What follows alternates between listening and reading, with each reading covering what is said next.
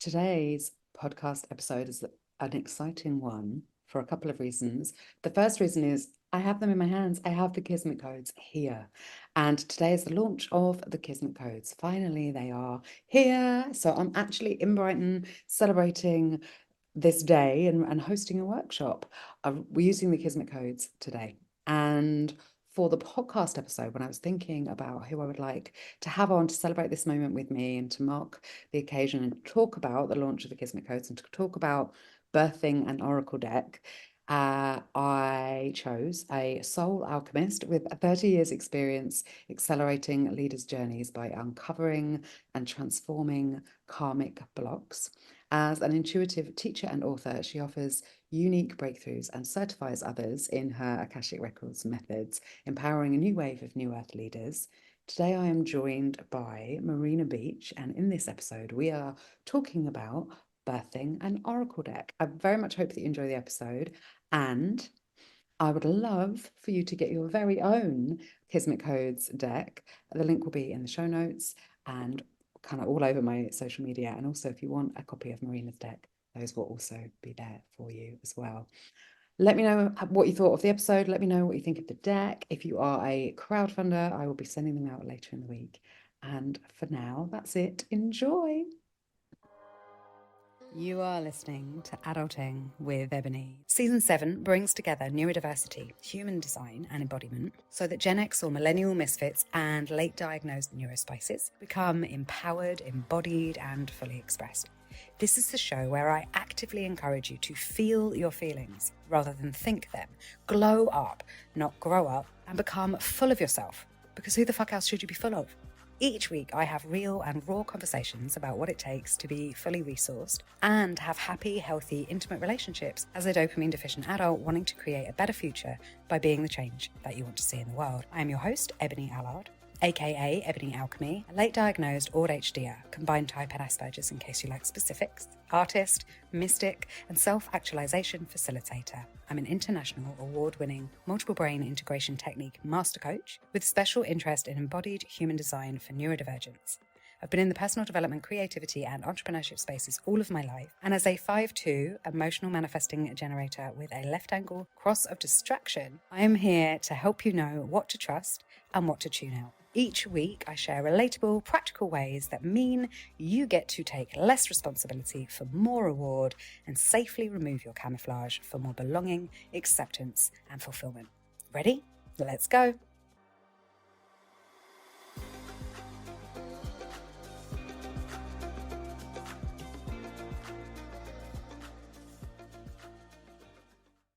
I'm kind of excited about this episode, Marina, because I've no idea what we're going to talk about, but today is the day that we launch the Kismet Codes in real life. And so whilst it's so meta, whilst this episode is out in the world and everyone's listening to it, we will be in Brighton celebrating the launch of the Kismet. Celebrating. I know. Yay! I can't wait. And I thought you would be the absolute perfect person to have on to talk about it with, because you really helped me. I mean, I've made decks before, but not in this way and not in this process. And actually, it was seeing your deck and the conversations that we had, and also just how generous you were, because a lot of people aren't with information. They're really cagey about it. Just I've so been generous. told that actually a few times. Yeah. And so, yeah, I just couldn't think of anyone better that I'd rather kind of be like, it happened, I did it. Yay! Amazing. And thank you so much for inviting me and for, well, I'll be at this point in time giving you a big squeezy hug and just really enjoying the beautiful celebrations that you are hosting. But yeah, thank you for inviting me onto the podcast as well to talk all about oracle cards and whatever else. So yeah, thank you. My pleasure. Where did the inspiration come from for you? Oh my gosh. Well, given that I've been using the Akashic Records for probably about 3 or 4 years, I'd been using the Akashic Tarot. So that was, I think when I started using the Akashic Records, I found a deck, the Akashic Tarot, because I used to, read tarot cards. And it was the only Akashic inspired deck that was out there, and it literally hadn't launched, and I found that there was a pre-sale on it, so I managed to get hold of those eventually, and I used those to support my community for the first I guess 3 or 4 years, and I would do my weekly guidance. And then I thought, I've got to create my own deck here. There was just a real calling for me to infuse my own wisdom into a deck of cards. And the calling was really strong, because I know that not everybody can access the records in the ways that I do. And for me, cards are a really easy way to connect and create a 3D portal into an etheric realm where you can activate healing and support your soul's journey. So it was always going to be a thing that it was an itch that I had to scratch. I love that. Yeah. And I think for a lot of people, and actually, I don't know if that's true. So there were a couple of thoughts that happened in my head then all at once, as is the way. One was that my people who tend to be neurospicy in some way, and not always, and sometimes they know it and sometimes they don't, right?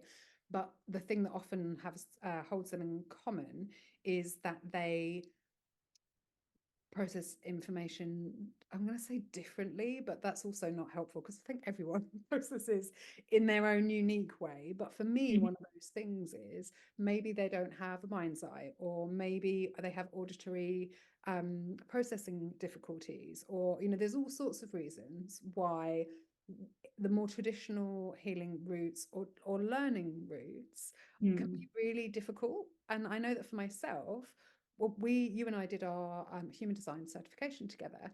And when there's that much information, which is similar with the Akashic, but when there's that much information, for me, if it's just information, if there isn't something I can hold and there isn't something I can look at, it goes in one ear and out the other. So there's something about the physical form. And also for me, teaching it as a 5-line really helps, right? Like actually processing it in my own way, turning it into something also helps me kind of retain that. So I think for a lot of people who are listening, potentially, and then there's also that other level of it being fun. And so again, I'm like, well, why do so many people love oracle decks or tarot? And again, I think there is that playfulness to it that really helps us learn as well. Yeah, no, I totally agree. And I mean, that's one of the big reasons that I was really drawn to your deck, is because human design and that whole thing, I'm still wading through my own kind of like information. And I was like, Ebonie's cards are going to help me so much to process and learn about me. And I'm really excited, because I agree that we are multidimensional beings and we learn in multidimensional ways. And I think it's just tapping into how you best pick up information. And I think that evolves and grows as well. And so having a physical format, which, as you say, is playful and colourful and is inspiring and just speaks to you on a different level, but you can physically hold it and connect with it, I think is really, really powerful. Yeah, me too. And I think sometimes I've been fortunate enough to be in a room with you where you've guided us on on a journey into the Akashic Records, and also had a card in front of me. And that experience of seeing something in the card, seeing something in your mind's eye, like having that anchor point, having one of your beautiful key pendulums that you always have, like those little totems, those little anchors, they might feel just fun or just frivolous, but they actually add such a layer to the work as well. Yeah, they do. And I think you nailed it on the head there. It's an anchoring. They're there to anchor in some way the wisdom or the process or the connection. They're there for anchoring. Yeah. And how was the journey for you? So I crowdfunded mine, and I drew all the images myself, and I wrote all the words myself, and then I got help editing and proofing. And I'm such a manifesting generator. I was saying to you before we recorded, I drew like 7 images a year ago, and it's April as we're recording this, and they just came up on my phone. So I drew 7 of the images a year ago and went, oh yeah, I want to do something with this, and then parked it. And then I can't remember when we had a conversation, but then I launched the crowdfunder at the beginning of February and over the course of February, and I drew all of them and I drew all of them in January and February, and I wrote the book in March, in a month. And it's so interesting being me, because I'm like, well, how else would you do it? But I'd love to know how your timeline went, because that's how I would do it. And the bit that took the longest out of all of it for me was editing and proofing the book. Yeah. I had to have I had support. I needed somebody to keep me on track and to keep checking in every month, to kind of keep me on the project, as it were, and to keep me motivated. So for me, the channeling of of each of the cards, that was a fairly easy process. So I, with my guides, kind of decided the structure of the cards, how many cards there were going to be, chambers. And then the hardest part for me was actually doing the writing in the copy. I did the channeling, but then obviously I had to tidy that up. So that took a bit of time, and that was probably a process that I parked for about a year because I was avoiding it, because copy is not my thing. So I did need help for that, with that as well. But in that whole process of that year, because I had support for about 18 months, I had paid support. I hired an illustrator, recommended to me, and that was for me the frustrating part, was waiting on her to download what she needed to download to translate my vision of that card. So I had a set date of launch on 11/11 portal 2023, 2022. And they didn't actually go out into people's hands until April 2023. So they were like literally nearly 6 months behind. And that was because I was waiting on her. So the patience part for me, as being a manifesting generator, that was a real challenge. Because I gave her all the mood boards, gave her all of the information. We were doing backwards and forwards, but then she would go silent for like 4 or 5 weeks, and it was like, what's going on? I want to get this deck to print. So I really had to learn to trust the process, and also not rush her process, because she was downloading whatever she needed to download, the magic that went in the card, and to interpret my stuff. So I had, I guess, more people in the process. So it did take longer. It was about an 18-month process. And then the copy, I had all my copy proofread by 2 people as well. That actually didn't take that long. And then they went to print. So 18 months, there or thereabouts. That like writing the book bit and proofing it. So the book I thought would take about a week, took 2. The first week she wrote it, the second That's week, brilliant though. to chop it in half, because actually it's a whole like book, right? Like I could have written, and I will. So there's another, there's a book. Yeah. But yeah, actually the hardest part for me was condensing everything I wanted to say down into a small amount. And I ended up taking quite a lot out, because I wanted to put more correlations and more stuff in. And I've already got quite a big book. So the book, I originally thought the book would be 228 pages. It's actually 200 in the end. But it's square and it's quite big, so you'll get to see it. So it's quite a chunky book, and I was really worried about going over. I could have written a 400-page book, but it's already quite a heavy box as well. I was like, we're just gonna be paying a fortune in shipping, and I need to know, shipping and postage, because you've got to think about all of that. Yeah, it's all of the mechanics. And it's so much mechanics, because they're getting printed in China, and I did a run of 500. I don't know how many you did. And so my motivation, if you like, the thinking piece probably took that year, the digesting piece, the like working with the codes and whatever. And then I was like, right, I'm doing it. So then I crowdfunded it, because I needed that motivation, right? Now I've got actual people who've given me Yes. actual money. I need to do this kind of Yeah, thing. you need that pressure. Yeah, and it works really well for me to have people, also to have people being like, have you done them yet? Are they here yet? I'm like, I'm working on it. And I still have that every day, by the way. So since the crowdfunder finished on the end of February, every single day, are they here yet? Are they here yet? Which is Oh, really? Wow. also like, no.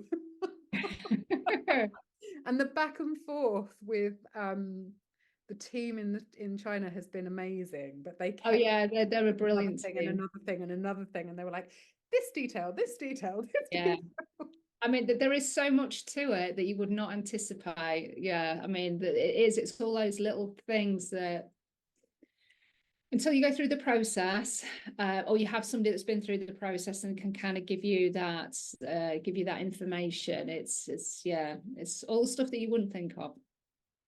Yeah, and I think for me, one of the things I really learned is, so one of my gates that I have is gate 53, which is all about, I call it the innocent initiator.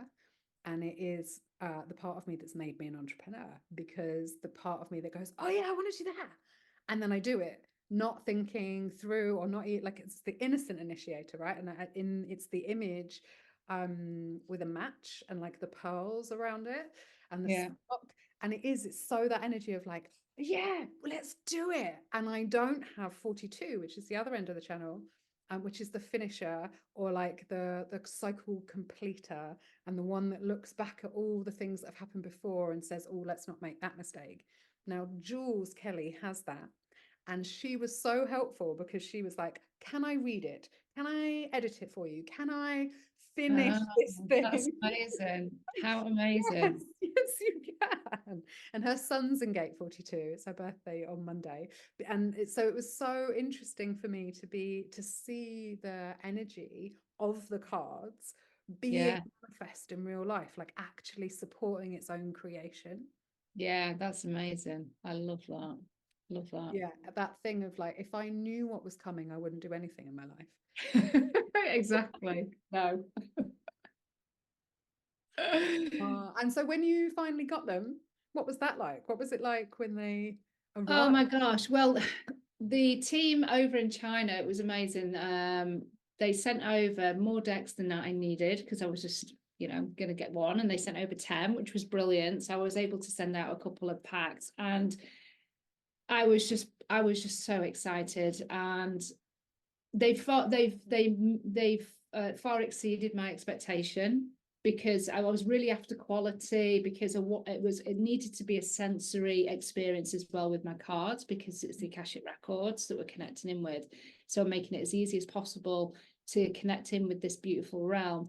And so to have them in my hands, and to have the look and the feel, and to see the gold, and I mean, I'm just so proud of them. And when I get feedback from people that can actually feel the energy of the cards when they open up the box, because I can't feel energy, to have that confirmed back to me, because that was my intention, it's just beautiful. So yeah, I feel honored, and I feel humbled that there's something out there of mine that's a legacy, that's, a physical form, that is supporting people, it's supporting humanity with their journey. So I love that. yeah. I love that so much. And it is such an accomplishment to have seen something from a seed right Mm, through to a physical product. It's one of the reasons I love physical product. And we've both got that kind of background in merchandising, right? Of but like, yeah, I totally. just love product, and it doesn't matter how many times I try and have a purely online business, I can't do it. I love product too much. No, well, I've got another product now. I've got my Akashic Ascension Aura Spray. So this is like, I've got something else I want to do.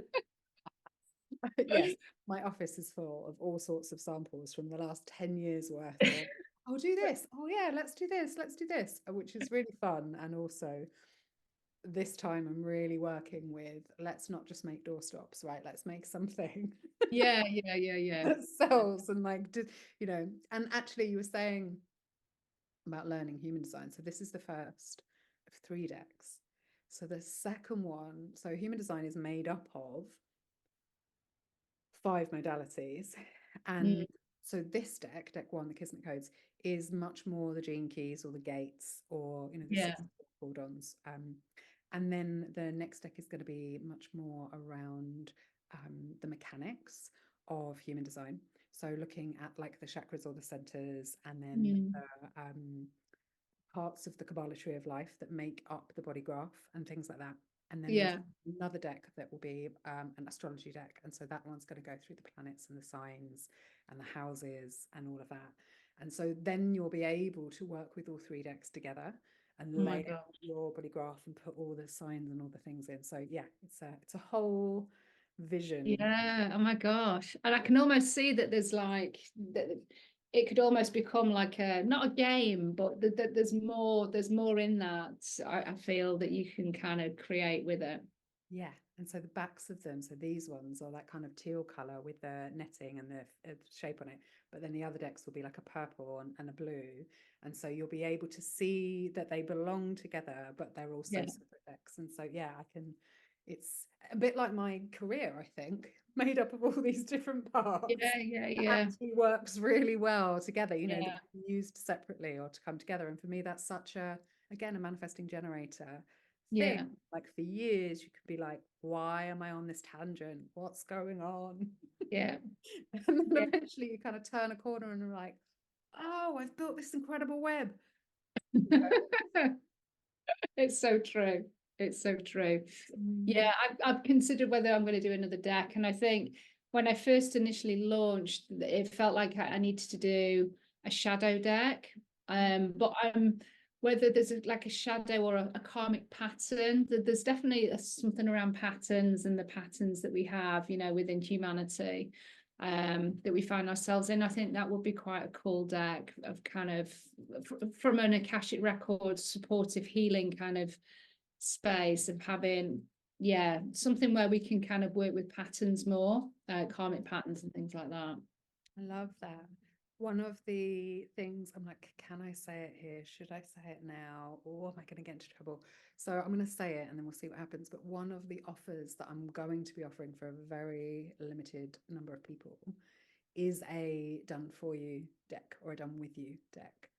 Oh, amazing. I think it's going to be 5 people. If you bring your idea to me, then I will write the words with you and draw the art with you, like you did with different people.